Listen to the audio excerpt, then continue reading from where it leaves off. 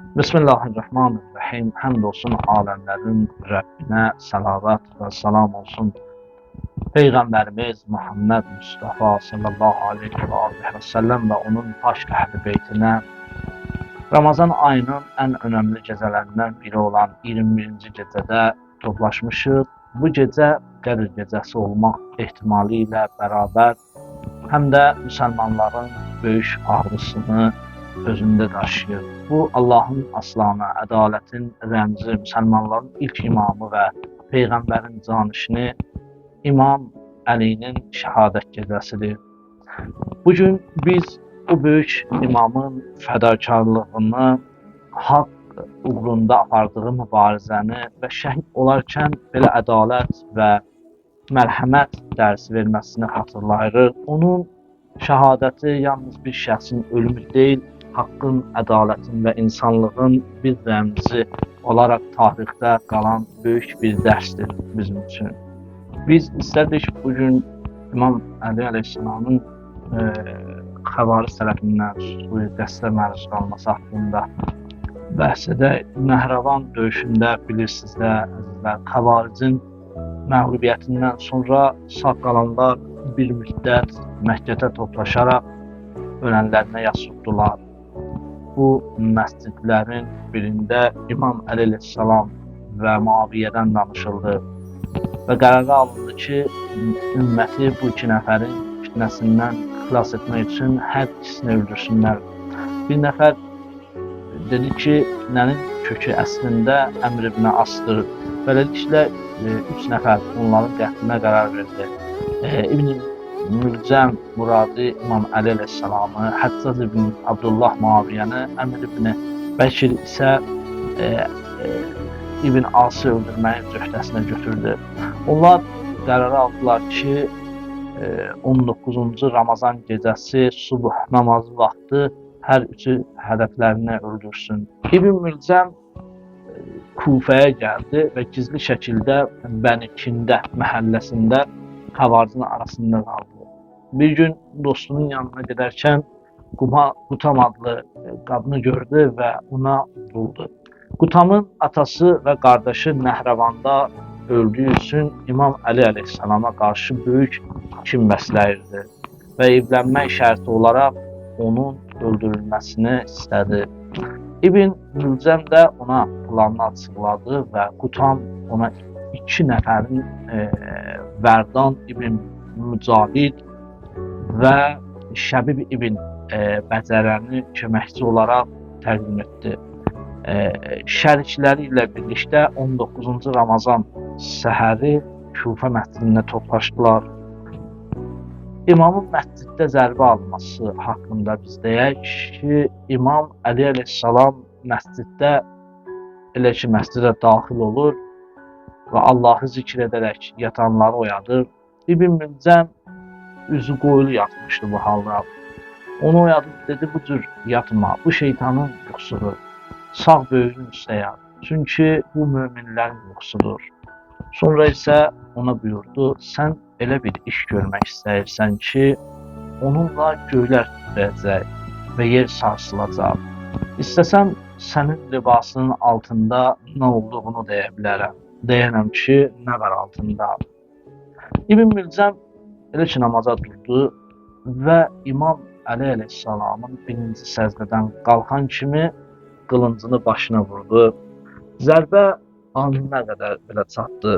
İmam Əli əleyhissalam həmin an buyurdu, Bismillah və billah və ələ milləti Rasulillah. Allahın adı ilə, Allah üçün və Rasullahın dini üzrə və sonra buyurdu, Fusbu və Rabbil Kəbəti. Kəbənin Rəbbinə and olsun ki, qurtuldun. İbn Mülcəm bu zaman xəvaricin şüarını səsləndirdi. Lillahi hukum, yəni Lə ləkə və lə li əshabik. Ey Əli, hökm yalnız Allaha aiddir. Nə sənə, nə də səhabələrinə. Məsciddəkilər İmam Əli əleyhissalamın səsini eşidib, tez ona tərəf qaçdılar, onu qan içində görüb qaldırdılar. İmam Əli əleyhissalam qanını saqqalına çəkib buyurdu, bu Allahın və Rəsulunun mənə vəd etdiyi şeydir. Və Allah və Rəsulu doğru buyurur.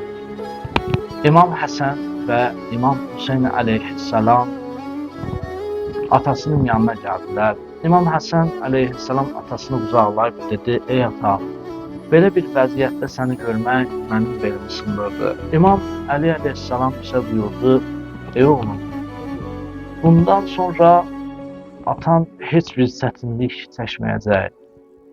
Cəddin Muhammed sallallahu aleyhi və aleyhi və səlləmin, nənən Xədicə və anan Fatimə sallallahu aleyha gözləyirlər. Sən isə üzülmə.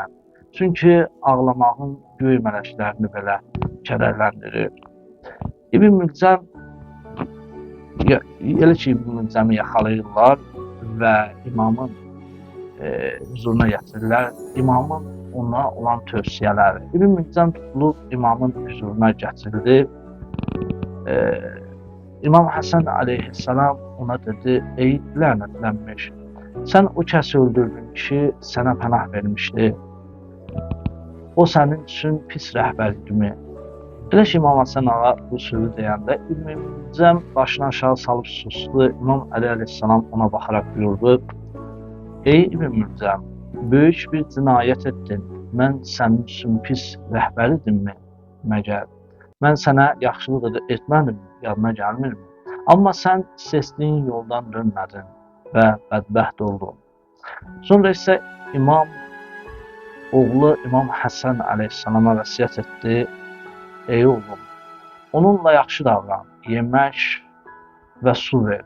Əgər mən ölənəmsə, onu da öldür.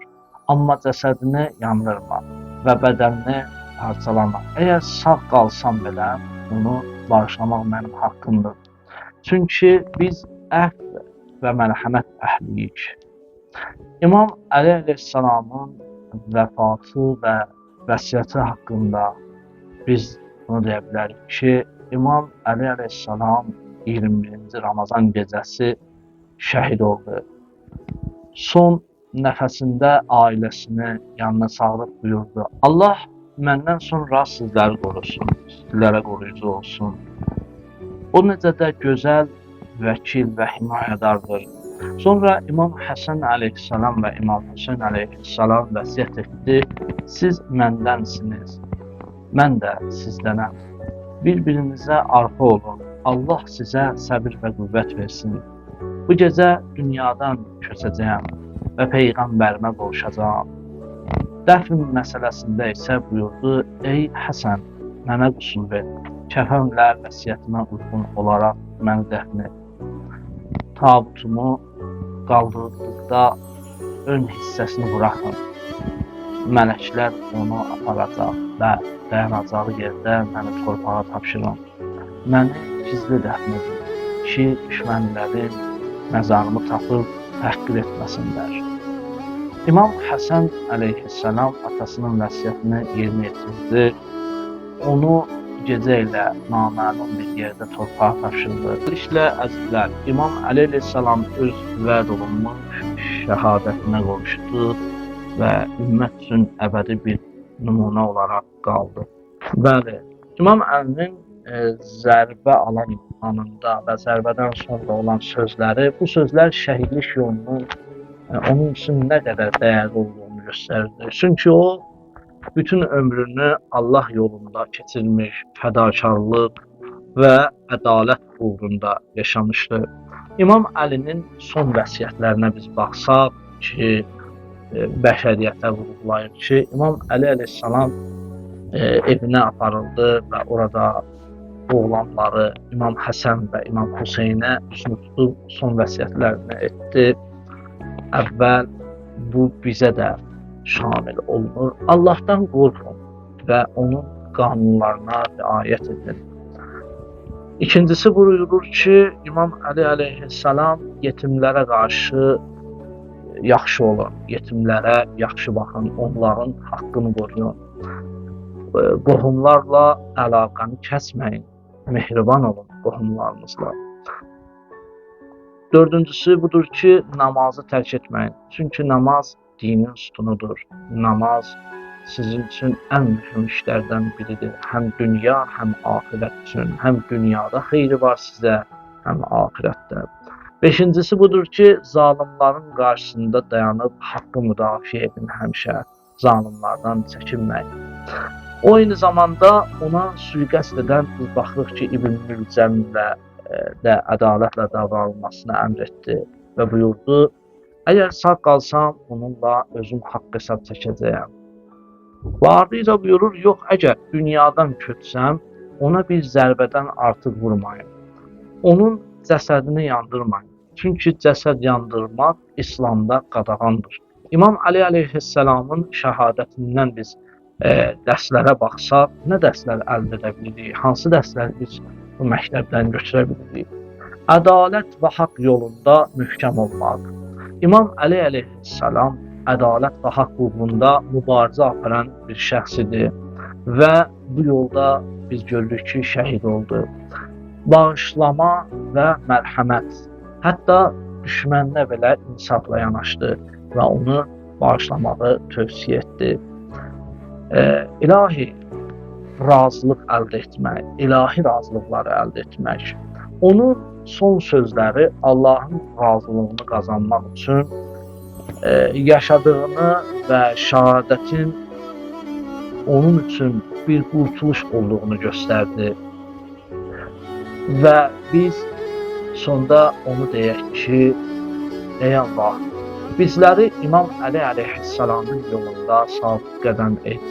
Bizə onun fədakarlığını, ədalətini və təqvasını nümunə götürməyi nəsib et. Allahümmə cəalnə min şiyyəti Əliyyin və əvladihi və hşurna ma'hum fil cənnəti.